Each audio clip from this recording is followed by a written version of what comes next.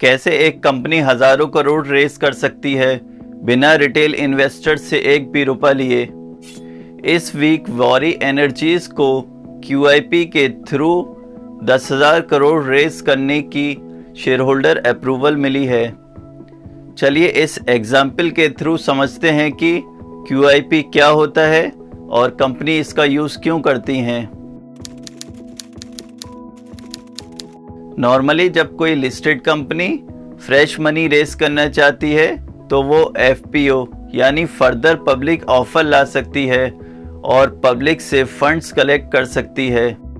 लेकिन millions of retail investors से पैसे रेस करने में काफ़ी टाइम लगता है और रेगुलेटरी प्रोसेस भी काफ़ी लेंदी होता है। वहीं फास्ट ग्रोइंग इंडस्ट्री में कई बार स्पीड बहुत मैटर करती है। इसी प्रॉब्लम को सॉल्व करने के लिए QIP यानी क्वालिफाइड इंस्टीट्यूशंस प्लेसमेंट का यूज़ किया जाता है। QIP में company directly large institutional investors से पैसा रेस कर लेती है, जैसे mutual fund, insurance companies, pension funds और फॉरेन इंस्टीट्यूशनल इन्वेस्टर्स। मतलब मिलियंस ऑफ रिटेल इन्वेस्टर्स से छोटे छोटे अमाउंट्स कलेक्ट करने के बजाय कंपनी कुछ बड़े इंस्टीट्यूशन से एक ही बार में लार्ज कैपिटल रेस कर लेती है।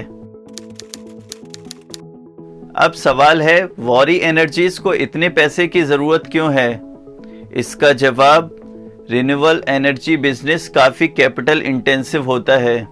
सोलर मैन्युफैक्चरिंग, सप्लाई चेन्स और एक्सपेंशन प्लान के लिए कंपनी को कंटिन्यूसली इन्वेस्टमेंट की ज़रूरत पड़ती है।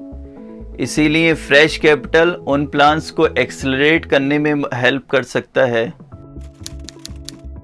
अक्सर कंपनी को QIP के थ्रू नए शेयर्स इशू करने पड़ते हैं, जिससे total number of shares outstanding बढ़ जाते हैं और एग्जिस्टिंग शेयर होल्डर्स की ओनरशिप परसेंटेज थोड़ी कम हो जाती है। इस प्रोसेस को डाइल्यूशन कहते हैं। इसीलिए इन्वेस्टर्स को सिर्फ ये देखकर एक्साइटेड नहीं होना चाहिए कि कंपनी हजारों करोड़ रेस कर रही है। उन्हें ये भी देखना चाहिए कि मैनेजमेंट उस कैपिटल से इतना रिटर्न जनरेट कर पाएगी या नहीं कि डाइल्यूशन का इम्पैक्ट जस्टिफाई हो सके। QIP सिर्फ फंड रेजिंग इवेंट नहीं है, ये एक कैपिटल एलोकेशन डिसीजन भी है। जब कोई कंपनी हजारों करोड़ रेस करती है तो इम्पोर्टेंट क्वेश्चन ये नहीं है कि कंपनी को पैसा मिला या नहीं। असली क्वेश्चन ये है कि कंपनी उस पैसे का यूज़ करेगी कैसे।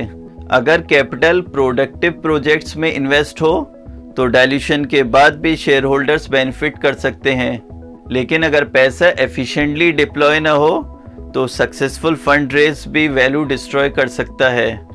अगर आपको इस न्यूज़ आर्टिकल को डिटेल में पढ़ना है तो इसका लिंक आपको डिस्क्रिप्शन में मिल जाएगा।